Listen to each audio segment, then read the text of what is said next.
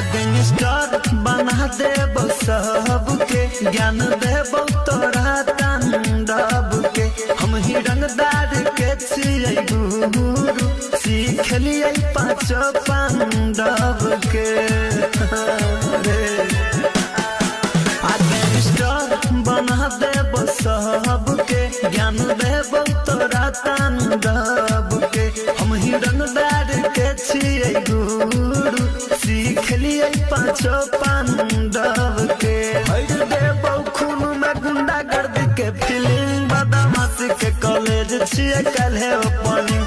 अकेला ली है एडमिशन जकरा बन के छौकिंग, बदमाशी के